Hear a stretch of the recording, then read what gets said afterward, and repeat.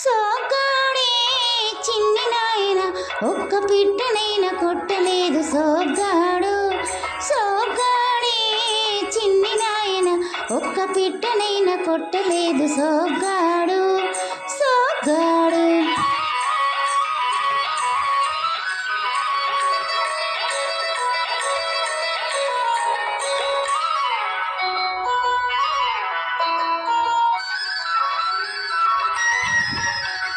కట్టెతో పాకెత్తుకొని కట్ట మీద నడుస్తుంటే కాలు జారి పడ్డాడే సోగ్గాడు.